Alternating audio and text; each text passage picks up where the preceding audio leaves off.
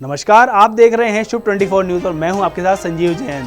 Prime time Rajasthan में आपका स्वागत है। गुर्जर समाज के नेताओं की सरकार से वार्ता में कई मुद्दों पर सहमति के संकेत हैं, लेकिन अभी ये कहना जल्दबाजी होगा कि मामला सुलझ गया है। इस खबर पर हमारी नज़र बनी रहेगी, लेकिन आइए सबसे पहले देखते हैं आज की प्रमुख खबरें। राज्य के 70 लाख सरकारी स्टूडेंट को मिलेगी फ्री यूनिफॉर्म और सप्ताह में 2 दिन दूध। मुख्यमंत्री गहलोत ने किया बाल गोपाल योजना का शुभारंभ। पंजाब के गैंगस्टर से मिली जानकारी के बाद एक्शन में आई एनआईए। राजस्थान के 5 जिलों के 20 ठिकानों पर छापेमारी। मानगढ़ धाम में स्मारक बनाने के लिए केंद्र सरकार ने की पहल। चारों राज्यों से मिलकर बनेगा विकास प्राधिकरण। राजस्थान से मांगी जमीन। भारत जोड़ो यात्रा की तैयारी पर पीसीसी में हुई अहम बैठक। राष्ट्रीय महासचिव केसी वेणुगोपाल ने की समीक्षा। और अब खबरें विस्तार से। आइए सबसे पहले चर्चा करते हैं बाल गोपाल योजना की। मुख्यमंत्री अशोक गहलोत ने बाल गोपाल योजना का शुभारंभ करके 70 लाख स्टूडेंट को अनूठी सौगात दी। इस योजना के बारे में देखिए खास रिपोर्ट। राज्य के मुख्यमंत्री अशोक गहलोत ने सरकारी स्कूल में पढ़ने वाले 70 लाख स्टूडेंट्स को अनूठी सौगात दी है। मुख्यमंत्री आवास में बाल गोपाल और फ्री यूनिफॉर्म योजना के शुभारंभ पर गहलोत ने कहा, इस योजना के चलते सरकारी स्कूलों के बच्चों का शारीरिक विकास तो होगा ही, ड्रेस की एकरूपता में उनसे हीन भावना की कमी आएगी। इस मौके पर शिक्षा विभाग की कई योजनाओं के लोगों का भी लोकार्पण किया गया। इस मौके पर शिक्षा मंत्री बीडी कल्ला, मुख्य सचिव उषा शर्मा और शिक्षा विभाग के आयुक्त वरिष्ठ आईएएस डॉक्टर मोहनलाल यादव सहित लाभार्थी बच्चे भी शामिल थे। बाल गोपाल योजना के तहत सरकारी स्कूल में कक्षा 1 से 5 तक के बच्चों को 150 मिलीलीटर दूध और कक्षा 6 से 8वीं तक पढ़ने वाले स्टूडेंट्स को 200 मिलीलीटर दूध सप्ताह में 2 दिन तक दिया जाएगा। फ्री यूनिफॉर्म योजना के तहत स्टूडेंट्स को ड्रेस मटेरियल दिया जा रहा है और साथ ही सिलाई के 200 रुपए भी सरकार की ओर से दिए जा रहे हैं। बाल गोपाल योजना का शुभारंभ 33 जिलों के सभी ब्लॉक और गांवों में वर्चुअल तरीके से शुरू किया गया है। आपको बता दें, इससे पहले मुख्यमंत्री को कोई न भूखा सोए भावना को लागू करते हुए इंदिरा रसोई योजना, शहरी बेरोजगारी के लिए इंदिरा गांधी शहरी रोजगार योजना और लोगों के स्वास्थ्य के लिए मुख्यमंत्री चिरंजीवी योजना जैसी महत्वाकांक्षी योजनाओं को शुरू किया था। देर से ही सही, लेकिन बाल गोपाल योजना के शुरू होने से सरकारी स्कूलों के स्टूडेंट्स को नई ताकत मिलेगी। मुझे खुशी है कि आज बाल गोपाल योजना और निःशुल्क ड्रेस वितरण का कार्यक्रम प्रारंभ होने जा रहा है, जिसके बारे में अभी हमारे शिक्षा मंत्री बीडी कल्ला जी ने, शिक्षा राज्य मंत्री जायजा जी ने और चीफ सेक्रेटरी उषा शर्मा जी ने आपको विस्तार से बताया क्या उद्देश्य है। और बजट अनाउंसमेंट आज पूरा होने जा रहा है। दोनों योजनाएं बहुत महत्वपूर्ण हैं और दोनों योजना इसीलिए आज एक साथ लॉन्चिंग की जा रही है, जिससे कि इसका महत्व समझ में आए सभी को, बच्चों को भी, पेरेंट्स को भी। क्योंकि जैसे बात की गई, ड्रेस की बात की गई, तो एक साथ कॉमन ड्रेस होना एक बहुत बड़ा मैसेज है समाज के लिए।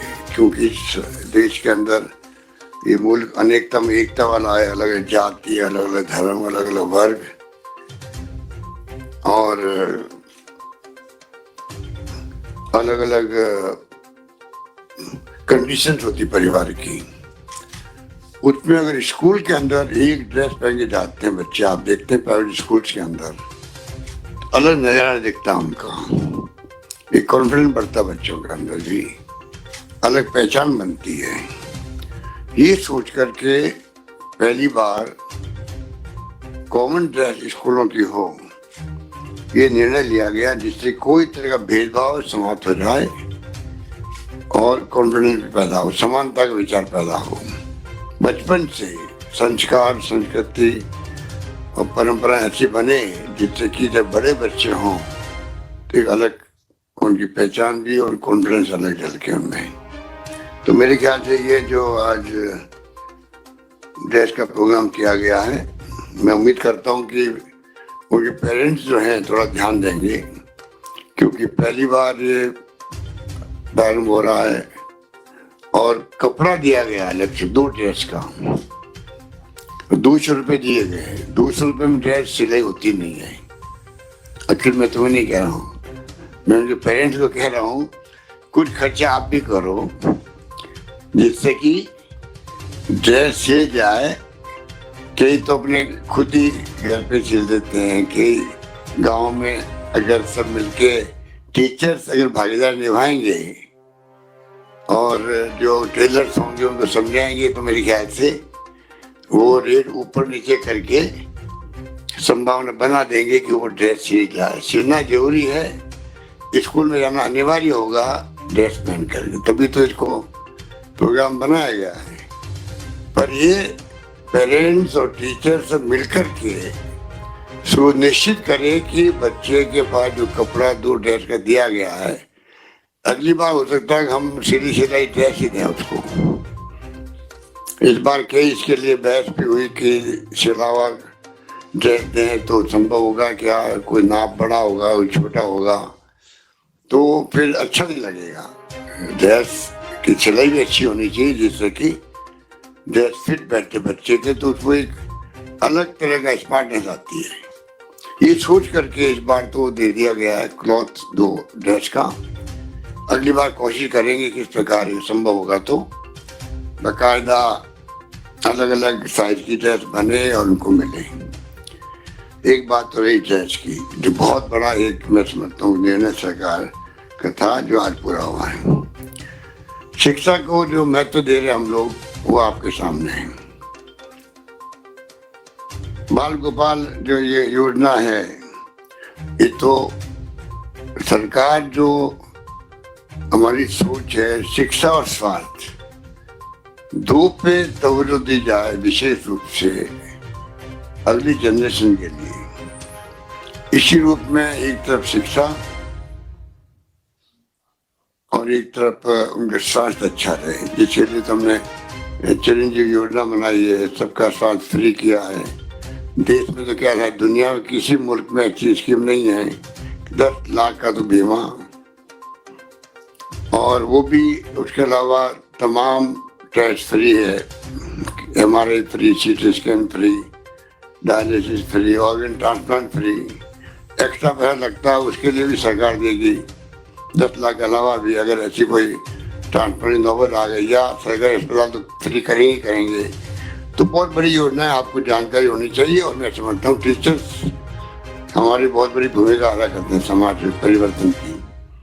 तो ऐसे जो फ्लैगशिप प्रोग्राम है उसमें पूरा जो शिक्षा विभाग है, मैं समझता हूँ कि बहुत बड़ी भूमिका अदा कर सकता है कि उसका लाभ गांव तक, गरीब तक, घर तक कैसे पहुंचे। तो फ्लैगशिप प्रोग्राम अलग तरह का एक मैं समझता हूँ कि समझने की कोई बात है, बहुत अच्छी योजना बनी। पर शिक्षा भी देखिए, आपकी देश की आज़ादी के वक्त में मैंने पता किया कि 51 में खाली 18% शिक्षा थी देश के अंदर, और राजस्थान में 8% थी। आज वो बढ़ करके 70 के आसपास हो गई है। तो मैं आवश्यकता महसूस करता हूँ और ज़्यादा बढ़नी चाहिए। केरल राज्य ऐसा मेरे ख्याल से जहाँ पर शिक्षा मेरे ख्याल 90% एबो होगी। तो ये जो है हमारा ध्येय होना चाहिए कि हम कैसे राजस्थान में सुनिश्चित करें कि परसेंटेज बढ़े, 90+ हो, 95+ हो। मुझे याद है 22 साल पहले जब मैं मुख्यमंत्री था तब हमने एक प्रोग्राम चलाया था, शिक्षा आपके द्वार। शिक्षा आपके द्वार जिसे टीचर को भेजा गया था, हमने घर घर भेजा कि वो हर घर में जाके संदेश करे कि आपका बच्चा बच्ची, लड़का लड़की जो है वो शिक्षा से वंचित नहीं रहे, उनको स्कूल भेजो। शिक्षा के बगैर जीवन अंधेरा है, ये मैंने कहा था उस वक्त। और पानी बचाओ, बिजली बचाओ, शिक्षक को पढ़ाओ मेरा नारा भी था, जो बहुत ज्यादा पॉपुलर भी हुआ था उस वक्त में, क्योंकि पानी बचाने की बहुत बड़ी आवश्यकता आज भी महसूस होती है, बिजली बचाने की आवश्यकता महसूस होती है। और पढ़ाना का जो महत्व है उसका तो कोई सोच नहीं सकता। Knowledge is power. आज दुनिया भर के अंदर जो थीम बन गई है, जिसके पास ज्ञान है वो पावरफुल है। और जब इंटरनेट सेवाएं, मोबाइल फोन, कंप्यूटर आ गए हैं तो एक क्रांति हो गई दुनिया के अंदर। बच्चे, आज छोटे बच्चे भी घरों के अंदर मोबाइल को यूज करते हैं। जो साधन संपन्न है वो ज्यादा यूज करते हैं, जिनके साधन नहीं है उनको तकलीफ होती है। तो हम चाहेंगे कि शिक्षा के क्षेत्र में जो नवाचार सरकार ने किए हैं, जो मेरे पूर्व वक्ताओं ने, कल्ला जी ने, जायदा जी ने, उषा जी ने बताया आपको कि ऐप भी लॉन्च कर रहे हैं हम लोग, क्योंकि जो कोविड के अंदर बच्चे पढ़ नहीं पाए थे तो किस प्रकार वो ब्रिज कोर्स करके पढ़ सके, उसके लिए भी ऐप में जो बताया गया कि आपको जो ये मिला है, आपको वर्ल्ड रिकॉर्ड मिला है, वर्ल्ड रिकॉर्ड बना है आपका आर्टिफिशियल इंटेलिजेंस के माध्यम से। ये प्रकार से IT बेस्ड जो है, जो टेक्नोलॉजी है, उसका उपयोग करके ये संभव हो पाया। तो ये क्रांति है पूरी कि आप ऐप के जरिए टीचर को पता लगेगा कि बच्चा किस विषय में उसको आवश्यकता, मदद की आवश्यकता है, उसका स्पेशल रिकॉर्ड कार्ड जनरेट होगा और टीचर और पेरेंट्स को जानकारी मिल जाएगी, बच्चों को सिखाने में, मदद करने में आसानी मिल जाएगी उनके लिए भी। और 3 दिसंबर को जो पेरेंट्स टीचर डे है, उसको उस दिन ये सब बातें डिस्कस भी होगी, वहां पर टीचर्स लोग करेंगे। नो बैग डे जारी किया गया है शिक्षा विभाग से। एक दिन पढ़ाई का दबाव कम होगा और एक्स्ट्रा करिकुलर एक्टिविटीज में शामिल हो सकेंगे। ये भी अपना आप में बहुत बड़ा मैसेज भी है, बहुत बड़ी, मैं समझता हूँ कि बड़ा फैसला भी है, क्योंकि बच्चों पे इतना ही भार होना चाहिए कि वो उसके अलावा भी अन्य गतिविधियों में भाग लेने की एक्टिविटी हो सके। पर इसका मतलब ये नहीं कि एक दिन को नो बैग डे किया तो उसमें दूसरी एक्टिविटी भी नहीं हो, चलो ठीक है छुट्टी मिल गई हम लोगों को, वो नहीं होना चाहिए। टीचर्स का दायित्व जो है इस समाज में सदियों से रहा है कि शिक्षक जो गुरु होता है वो अगर तय कर ले जिंदगी मुझे प्रतिबद्धता निभानी है शिक्षक के रूप में, शिक्षा को लेके, बच्चों के फ्यूचर को लेके, अगली जनरेशन को लेके, तो मैं समझता हूँ कि बहुत बड़ी क्रांति आ सकती है। और मैं उम्मीद करता हूँ कि राजस्थान में जो माहौल हमने बना रहे हैं, मेरे ख्याल से हजारों लोगों को हम लोग नौकरी दे रहे हैं। 90,000 तो अभी प्रोसेस के अंदर ही है, 50,000 मेरी का दीदी की नौकरी है। तो बड़े रूप में सरकार नौकरियां करीब सब मिला के करीब 3,50,000-55,000 नौकरी दे रही है। मेरे ख्याल से अन्य राज्यों में तो हालात बहुत खराब है। मैं गुजरात जाके आता हूँ अभी आजकल, तो मुख्यमंत्री बाल गोपाल योजना एवं मुख्यमंत्री निःशुल्क यूनिफॉर्म वितरण योजना का बूंदी में शुभारंभ हुआ। राज्य स्तरीय शुभारंभ कार्यक्रम के लिए वर्चुअल माध्यम से जिला, ब्लॉक पर सूचना एवं प्रौद्योगिकी विभाग की ओर से VC रूम से कनेक्ट करने और ग्राम पंचायत एवं विद्यालय स्तर पर प्रसारण की व्यवस्था की गई।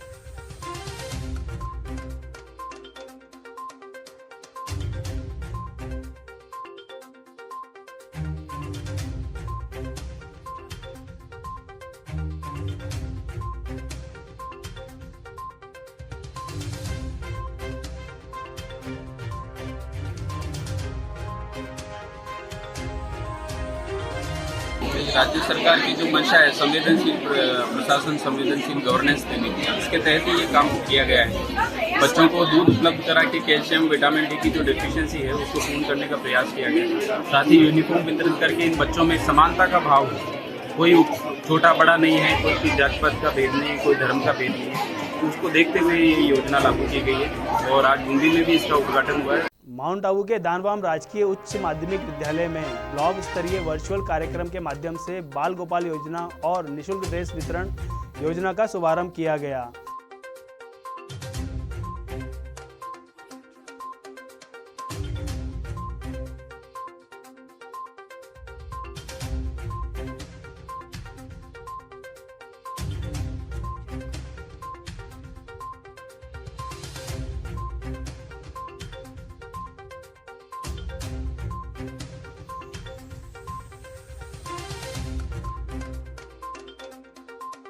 चित्तौड़ जिले में मुख्यमंत्री बाल गोपाल और निःशुल्क यूनिफॉर्म वितरण योजना का शुभारंभ हुआ।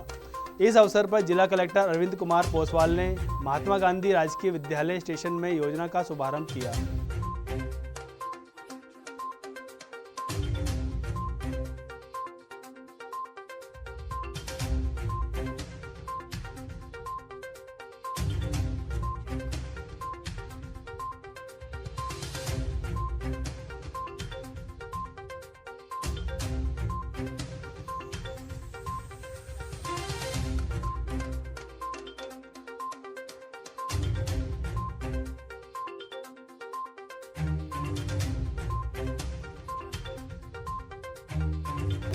आज माननीय मुख्यमंत्री जी के द्वारा मुख्यमंत्री निःशुल्क यूनिफॉर्म योजना और मुख्यमंत्री बाल गोपाल योजना का शुभारंभ किया गया है, जिसके तहत चित्तौड़गढ़ जिले में भी आज एक शुभारंभ कार्यक्रम रखा गया है। इसी के साथ जिले में जितने भी 1700 स्कूल हैं उसमें एक साथ ये कार्यक्रम हो रहा है। इसमें जिले के 1,65,000 बच्चे जो है वो क्लास 1 से लेकर क्लास 8 तक जो है ये लाभान्वित होंगे, जिसमें 1 से 5 तक जो है वो 15 ग्राम दूध और 6 क्लास से लेकर 8 क्लास तक जो है वो 20 ग्राम दूध जो है सप्ताह में 2 बार बच्चों को पिलाया जाएगा। पंजाब के गैंगस्टर से मिली सूचना के बाद एक बार फिर नेशनल इन्वेस्टिगेशन एजेंसी यानी एनआईए ने राजस्थान के 5 जिलों में छापामारी की। बताया जा रहा है कि एनआईए की टीमें राजस्थान में 20 जगहों पर सर्च कर रही हैं। पंजाब के गैंगस्टर से मिली सूचना के बाद एक बार फिर नेशनल इन्वेस्टिगेशन एजेंसी यानी एनआईए ने राजस्थान के 5 जिलों में छापेमारी की है। बताया जा रहा है कि एनआईए की टीमें राजस्थान में 20 जगहों पर सर्च कर रही हैं। यह छापेमारी गैंगस्टर लॉरेंस बिश्नोई, नीरज बवाना, टिल्लू ताजपुरिया से हुई पूछताछ के बाद की जा रही है। जानकारी के मुताबिक एनआईए ने बाड़मेर, जैसलमेर, अजमेर, चूरू, नागौर, सीकर और हनुमानगढ़ के 20 से अधिक स्थानों पर अपना सर्च अभियान चला रखा है। इन गैंगस्टर के तार विदेशों से जुड़े हुए बताए जा रहे हैं। आपको बता दें, पंजाब पुलिस ने कुछ दिन पहले शूटर राज हुड्डा को जयपुर में पकड़ा था। उससे पूछताछ में पता चला कि राजस्थान में मादक पदार्थों की तस्करी का बड़ा नेटवर्क चल रहा है। हुड्डा से मिली जानकारी के बाद ही एनआईए ने अपना एक्शन अभियान शुरू किया है। 1 महीने पहले भी एनआईए ने राजस्थान के कई इलाकों में छापेमारी की थी। राजस्थान के अलावा पंजाब, हरियाणा। केंद्र के संस्कृति मंत्रालय ने प्रधानमंत्री मोदी की मंशा के अनुरूप मानगढ़ में बनने वाले स्मारक पर काम करना शुरू कर दिया है। अब केंद्र सरकार 4 राज्यों के बीच एक विकास प्राधिकरण बनाकर आदिवासियों के इस गौरवशाली क्षेत्र का विकास करना चाहती है। इसके लिए गुजरात, मध्य प्रदेश, राजस्थान के साथ महाराष्ट्र सरकार का भी सहयोग लिया जा रहा है। राजस्थान और गुजरात में स्मारक के लिए जमीन मांगी गई है और इसके विकास में महाराष्ट्र, मध्य प्रदेश से सहयोग मांगा है। आपको बता दें, 1 नवंबर को प्रधानमंत्री मानगढ़ धाम आए थे और वहां आदिवासियों के बीच उन्होंने कहा था कि मानगढ़ धाम पर एक भव्य स्मारक बनना चाहिए और इसके लिए चारों राज्यों के सहयोग की जरूरत है। इस कार्यक्रम में मुख्यमंत्री अशोक गहलोत ने मानगढ़ को राष्ट्रीय स्मारक घोषित करने की मांग की थी। हालांकि प्रधानमंत्री ने वह मांग तो नहीं मानी, लेकिन अब 4 राज्यों के बीच एक विकास प्राधिकरण बनाकर मानगढ़ के विकास को गति देने का निर्णय लिया है। केंद्र सरकार के संस्कृति मंत्रालय का जिम्मा राजस्थान के बीकानेर से सांसद और मंत्री अर्जुन राम मेघवाल संभाल रहे हैं। मानगढ़ धाम के विकास पर सभी दलों की नजर लगी हुई है। इसके चलते इन चारों राज्यों की करीब 200 से अधिक सीटों पर आदिवासी वोटर्स में अपनी पैठ बढ़ाने के लिए सभी राजनीतिक दल प्रयास कर रहे हैं। भारत जोड़ो यात्रा के राजस्थान में प्रवेश करने से पहले कांग्रेस महासचिव केसी वेणुगोपाल जयपुर पहुंचे और प्रदेश कांग्रेस मुख्यालय में राज्य के नेताओं से इसकी तैयारी के बारे में जानकारी ली। इस मौके पर मुख्यमंत्री अशोक गहलोत ने कहा कि राहुल गांधी की भारत जोड़ो यात्रा का राजस्थान में ऐतिहासिक स्वागत किया जाएगा। प्रदेश कांग्रेस अध्यक्ष गोविंद डोटासरा सहित इस बैठक में यात्रा की व्यवस्थाओं के लिए बनाई गई कार्यकारिणी के अधिकतर लोग मौजूद थे। इससे पहले केसी वेणुगोपाल ने सचिवालय में सांसद कोष के उपयोग के संबंध में आयोजित एक बैठक में हिस्सा लिया और अपने सुझाव दिए। माउंट आबू के एक निजी होटल में नगर पालिका की ओर प्रबुद्धजनों की सभा का आयोजन किया गया। इसमें जन अभियोग निराकरण समिति के अध्यक्ष और राज्य मंत्री पुखराज पराशर ने भी भाग लिया। इस दौरान पराशर का भव्य स्वागत सत्कार किया गया। शहर के प्रबुद्धजनों ने भवन निर्माण के संबंध में आ रही परेशानियों से उनको अवगत कराया। इस पर पराशर ने आमजन की परेशानियों का जल्द से जल्द निस्तारण करने का भरोसा दिया। इस दौरान पूर्व उप सचेतक रतन देवासी, पालिका अध्यक्ष जीतू राणा, आबू रोड पंचायत समिति के प्रधान लीलाराम गरासिया, उप प्रधान ललित सांखला, मॉनिटरिंग कमेटी के अध्यक्ष सुधीर जैन सहित बड़ी संख्या में शहर के गणमान्य नागरिक मौजूद थे। इसमें जो लोकल स्तर पर जो समस्या का समाधान हो सकता है वो करेगी, और अगर वो राज्य स्तर का मामला है तो वो हमारे समक्ष, सरकार के समक्ष लाएगी। हम कोशिश करेंगे माननीय मुख्यमंत्री जी से मिलकर कि उन समस्याओं का समाधान करने का प्रयास करें। और मैंने उनको बाकायदा आमंत्रण दिया है कि आप सब लोग आइए, महीने में 1 बार 2 बार आइए, अपनी समस्याओं को लेकर हम लोग अधिकारियों के साथ बैठकर। आबकारी विभाग में लापरवाह अफसरों पर गांज गिरने लगी है। आबकारी निरीक्षक संजय अखावत को कोताही बरतने पर निलंबित कर दिया गया। उन पर विभागीय कार्यों में लापरवाही बरतने, राजस्व वसूली और पुरानी विभागीय वसूली कम करने का आरोप है। आबकारी आयुक्त कुमार पाल गौतम ने शिकायत मिलने पर उनको सस्पेंड कर दिया। निलंबित निरीक्षक को अब उदयपुर आबकारी आयुक्त कार्यालय में हाजिरी देनी पड़ेगी। आपको बता दें, इस बार शराब की दुकानों के लिए नए टेंडर नहीं खोले गए थे और जिनके पास पहले से ही शराब की दुकानें थी उनको ही अतिरिक्त राशि बढ़ाकर काम करने के लिए कहा गया था। और इस मामले में निरीक्षक ने विभाग की पॉलिसी के तहत उनसे समय पर वसूली नहीं की। विभाग का टारगेट अधूरा रहा, जिसके चलते उन्हें निलंबित कर दिया गया। तमाम सुविधाओं के मिलने के बावजूद भी सरकारी कर्मचारियों का रवैया अब तक ठीक नहीं हुआ है। जिला प्रशासन ने देर से आने वाले कर्मचारियों के खिलाफ कई बार कार्रवाई करने के संकेत दिए, लेकिन हकीकत में इसका असर कुछ भी नहीं हुआ। चित्तौड़गढ़ में यूआईटी और रसद विभाग के कर्मचारी समय के पाबंद नहीं है। उनकी लेट लतीफी से आए दिन दफ्तरों में झगड़े तक की नौबत आ जाती है। दोनों ही कार्यालय में आधे से ज्यादा कर्मचारी ऑफिस टाइम पर नहीं पहुंचते और शिकायत करने पर देख लेने की धमकी देते हैं। कर्मचारियों की लेट लतीफों के चलते रोजाना के काम भी अटक जाते हैं। आइए आपको दिखाते हैं किस तरह अटेंडेंस रजिस्टर खाली पड़ा है और सरकारी कर्मचारी मौके पर नहीं है।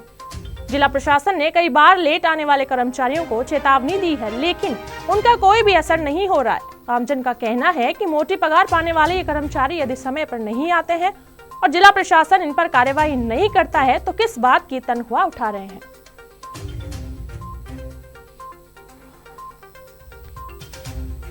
बूंदी जिले के गेंडोली थाना अधिकारी मुकेश यादव का तबादला कापरेन हो गया। इसके बाद स्थानीय लोगों और उनके स्टाफ ने उन्हें खास तरीके से विदाई दी।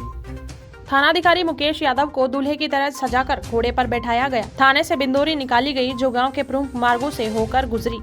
थाने में शादी जैसा माहौल देखकर हर कोई हैरान रह गया। किसी अधिकारी के विदाई समारोह में कई तरह के प्रोग्राम आपने देखे होंगे, लेकिन हम आपको ऐसे अधिकारी की विदाई बता रहे हैं जिसे देखकर आपकी आंखें भी चकरा जाएंगी। थाने में डीजे की आवाज सुनकर और जश्न का नजारा देखकर हर कोई इसे देखने रुक गया। सजे धजे और गले में फूल माला के साथ सिर पर साफा बांधे जो व्यक्ति घोड़े पर बैठे दिखाई दिए वे हैं थाना प्रभारी यादव। थाने में ढोल और धमाकों की आवाज गूंज रही थी, मानो बारात निकल रही हो। यह सारी खुशी और शादी जैसा माहौल बूंदी जिले के गेंडोली पुलिस थाना परिसर में नजर आया, लेकिन यह किसी शादी ब्याह का कार्यक्रम नहीं था, बल्कि यह एक थाना अधिकारी की विदाई का जश्न था। दरअसल बूंदी पुलिस अधीक्षक जय यादव और सब इंस्पेक्टरों का तबादला किया गया था। उसी तबादला सूची में शामिल गेंडोली थानाधिकारी मुकेश यादव का तबादला कापरेन हो गया। थानाधिकारी यादव को जनता, पुलिस अधिकारियों और जनप्रतिनिधियों ने घोड़े पर बैठाकर बिंदोरी निकाली और डीजे की धुन पर नाचकर यादगार विदाई दी। इस विदाई को देखकर हर कोई दंग रह गया। यादव का गेंडोली में करीब 6 महीने तक का कार्यकाल रहा। आबू रोड की एक युवती से साइबर ठगी का मामला सामने आया है। इस शातिर बदमाश ने युवती से 59,999 रुपए ठग लिए। शातिर बदमाश ने सदर बाजार में रहने वाली कृतिका अग्रवाल के खाते से मोबाइल लिंक और एप्लीकेशन के जरिए रुपए ट्रांसफर कर लिए। आबू रोड की एक युवती से साइबर ठगी का मामला सामने आया है। इसमें शातिर बदमाश ने युवती से 59,999 रुपए ठग लिए। शातिर बदमाश ने सदर बाजार में रहने वाली कृतिका अग्रवाल के खाते से मोबाइल लिंक और एप्लीकेशंस के जरिए ये रुपए ट्रांसफर कर लिए। कृतिका को जब इसकी जानकारी मिली तो वह हतप्रभ रह गई और बाद में पुलिस को इसकी जानकारी दी। शातिर ठग ने 3 बार में ये रुपया कृतिका के बैंक अकाउंट से निकाल लिए। पुलिस ने मामला दर्ज करके जांच शुरू कर दी है।